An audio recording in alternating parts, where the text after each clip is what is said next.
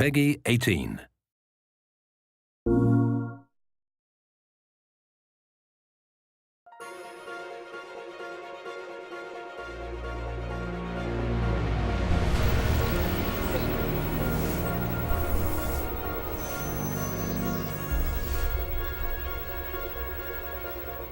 You write these characters and you have an idea in your head of who this character is.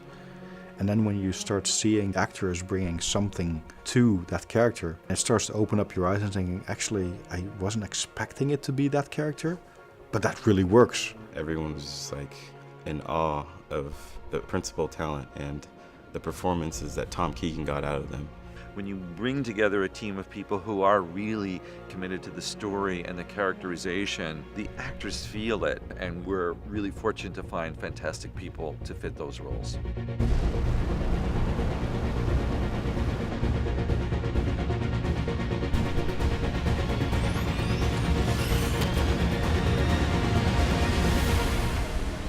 Have the assets set in place. We want the option to go mobile if we have to. My favorite character is Sinclair, who's played by David Harewood.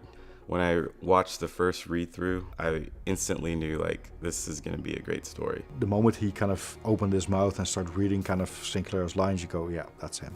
Damn it, you're too important to this operation. Nah, you're too important to me. I almost call him the hero of the piece. He loves Vector.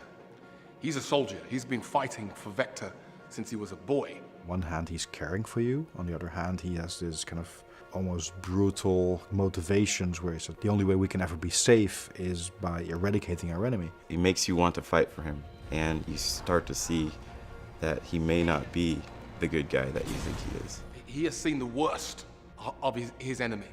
And now that they're here on our planet, with just a wall between us, he feels almost kind of violated. And that's something that initially you can kind of relate to. But then you meet these other characters and they kind of hold up a mirror to what it is that you're doing. And of course the key character in that is Echo. She's sort of an outsider. Her mother is Helgas and her father was Vectin, so she is a half-breed. Because of the background she has, the family she comes from, you can see that she's also going through a change in how she views the world. She's not caught up with allegiances. That doesn't really matter with her. She does crave companionship, but she's never really had it, so she's completely comfortable standing on her own and standing up for what she believes in, even if that means she's doing so by herself. She again represents the crossover that we're trying to do. So Vectin's good, Helgas bad. There's a middle ground. Both sides help to destroy this planet. We cannot let the same thing happen to Vector. To add to that mix, to really kind of stir the pot, we have kind of this crazy element of Tyrion, who is completely out of control and who's a person who just seizes the moment. He's hell-bent on revenge. He wants to crush skulls. He wants to look in the souls of people's eyes as they die, and that makes him feel alive. When Crispian walked in and he did his piece, you were kind of going, I want to get out of here, because he's genuinely, he's crazy. He's just way too scary. You've got to get some pain behind it, behind this intense anger. When you look at Tyrion, you're not just, oh my God, kill him, he's the really terrible guy. No, that you really understand these people's pain.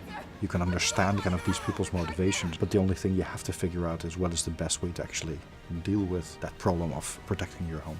Video games in the past haven't always had that kind of depth and that richness for an actor, and so it's been really a joy to kind of, bring this whole team together and really explore this story. It may deviate from kind of the mental image that you had, but at the same time it's far more interesting to see it portrayed in that light.